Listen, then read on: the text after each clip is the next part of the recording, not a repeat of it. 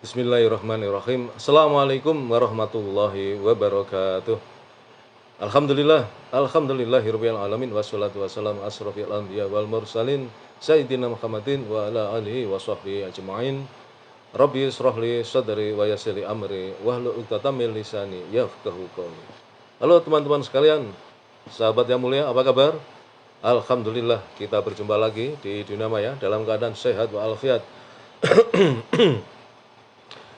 Dan oleh karena itu mari kita terus bersyukur kepada Allah Subhanahu wa taala atas segala karunia yang dilimpahkan kepada kita yang begitu banyak dan mustahil kita bisa menghitungnya. Di antaranya adalah karunia kesehatan, karunia kesempatan, karunia umur panjang yang barokah, dan tentu karunia yang paling agung adalah karunia iman dan Islam. Karena dengan keduanya itulah kita akan selamat fid dunya wal akhirah. Dan selanjutnya mari kita bersolawat kepada baginda Rasulullah Muhammad sallallahu alaihi wasallam. Allahumma sholli ala sayyidina Muhammad wa ala ali sayyidina Muhammad. Nah, teman-teman sekalian, alhamdulillah saya bisa hadir kembali untuk melanjutkan membacakan buku Sirah Nabawiyah yang sekarang kita masuk ke bab tentang baiat Aqobah yang kedua ya. Kemarin adalah baiat Aqobah pertama, sekarang baiat Aqobah yang kedua. Pada musim haji tahun ke-13 kenabian bertepatan dengan bulan Juni tahun 622 Masehi, datanglah lebih dari 70 orang kaum muslim dari Yatsrib yang hendak menunaikan ibadah haji. Mereka datang bersama rombongan para jamaah haji dari kaum mereka yang masih musyrik. Kaum muslim tersebut saling bertanya satu sama lain sejak masih di Yatsrib hingga di tengah perjalanan. Sampai kapan mereka akan membiarkan Rasulullah SAW harus berkeliling dan diusir di lereng-lereng Mekah dalam keadaan ketakutan?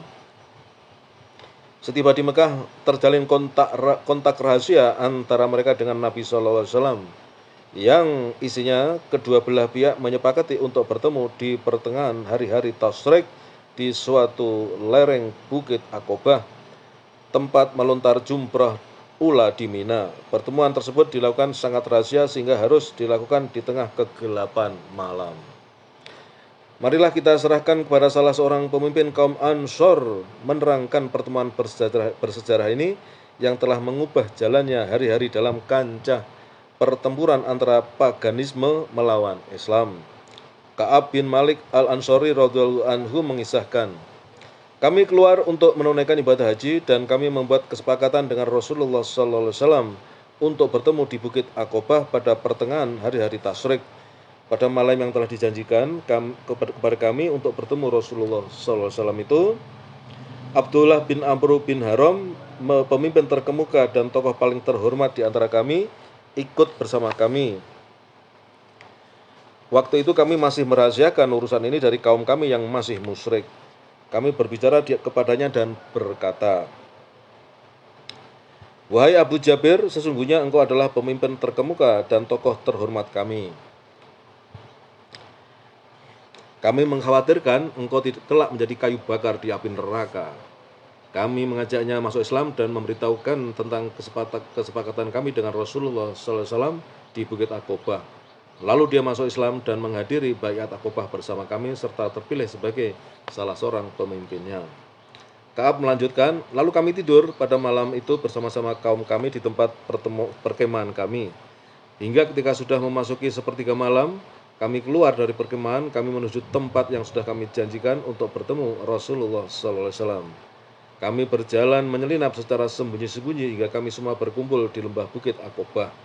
Kami berjumlah 73 orang laki-laki dan 2 orang perempuan. Nusaibah binti Ka'ab, Ummu Imarah dari Bani Mazin bin An-Najjar, dan Asma binti Amru atau Ummu Mani dari Bani Sulaim.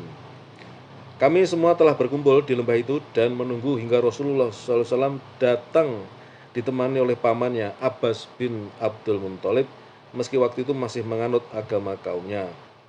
Tetapi dia datang untuk menghadiri urusan keponakannya dan beliau SAW pun mempercayai pamannya. Dialah orang pertama yang angkat bicara. Permulaan dialog dan penjelasan Al-Abbas akan konsekuensinya.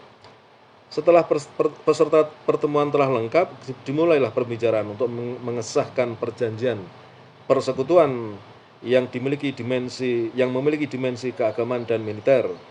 Yang pertama berbicara adalah Al-Abbas bin Abdul Muthalib, paman Rasulullah SAW, menjelaskan dengan sangat gamblang kepada mereka konsekuensi serius dan bebas tanggung jawab yang akan mereka hadapi sebagai buah dari perjanjian persekutuan itu.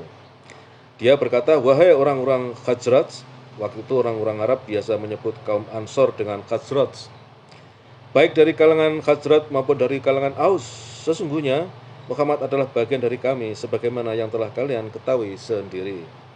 Sungguh kami telah melindunginya dari ancaman kaum kami yang satu pandangan dengan kami. Dia adalah orang yang terhormat di tengah kaumnya dan terlindungi di negerinya. Sungguh dia telah menolak untuk berada bersama kaumnya dan lebih memilih bergabung dengan kalian dan pergi ke negeri kalian. Maka jika kalian yakin dapat memenuhi apa yang kalian tawarkan kepadanya dan dapat melindunginya dari orang yang menantangnya, maka itu adalah hak kalian dan risiko yang akan kalian tanggung. Akan tetapi, jika kalian nanti akan menyerahkannya kepada musuhnya dan tidak melindunginya setelah berhijrah bersamanya menuju negeri kalian, maka sejak sekarang juga tinggalkanlah dia, karena sesungguhnya dia berada dalam kemuliaan dan perlindungan di tengah kaumnya dan negerinya. Ka'ab berkata, lalu kami berkata kepadanya, sungguh kami telah mendengarkan apa yang kau katakan. Kini bicaralah wahai Rasulullah, ambillah apa saja yang kamu suka, sumpah setia dari kami untuk dirimu dan Rabb-Mu. Jawaban ini menunjukkan sikap tegas mereka berupa kekuatan tekad, garis perjuangan, keberanian, keimanan, serta keikhlasan mereka dalam memikul tanggung jawab agung ini sekaligus menanggung resiko-resikonya yang berbahaya. Setelah itu, Rasulullah SAW memberikan penjelasan tentang baiat itu dan sempurnalah pelaksanaan baiat tersebut. Poin-poin baiat. Imam Ahmad telah meriwayatkannya dari Jabir secara terperinci. Jabir berkata, kami bertanya kepada Rasulullah SAW, untuk hal apakah kami membaiat engkau? Rasulullah bersabda, 1. Untuk mendengarkan dan taat baik dalam kondisi semangat maupun malas. 2. Untuk berinfak dalam masa sulit maupun mudah. 3. Untuk menegakkan amar ma'ruf nahi mungkar. 4. Untuk senantiasa tegak di atas jalan Allah dan tidak ambil peduli celaan orang-orang yang suka mencela selama berada di jalan Allah. 5. Untuk membelaku apabila aku datang kepada kalian dan melindungiku sebagaimana kalian melindungi diri kalian sendiri, istri-istri kalian, anak-anak kalian, dan balasan bagi kalian adalah surga. Dalam penuturan Ka'ab yang diriwayatkan Ibnu Ishaq, poin yang terakhir saja yang ada. Di sana disebutkan Ka'ab berkata, Rasulullah SAW berbicara lalu membacakan Al-Quran. Setelah itu beliau SAW berdoa kepada Allah dan menyebutkan harapannya untuk Islam. Lalu berkata, aku membaiat kalian untuk melindungiku sebagaimana kalian melindungi istri-istri dan anak-anak kalian. Lalu Al-Bara' bin Ma'rur meraih tangan beliau lantas berkata, ya benar, demi zat yang telah mengutus engkau dengan membawa kebenaran sebagai nabi. Kami sungguh akan melindungi engkau sebagaimana kami melindungi jiwa dan istri-istri kami. Maka baiatlah kami, wahai Rasulullah. Demi Allah, kami ini adalah para ahli dalam peperangan dan mahir mengepung musuh. Hal ini kami warisi dari leluhur kami. Ka'ab berkata pada saat Al-Bara' berbicara kepada Rasulullah SAW, tiba-tiba Al-Haytham bin At-Tihan menyela, wahai Rasulullah, sesungguhnya terdapat tali persekutuan antara kami dengan orang-orang Yahudi.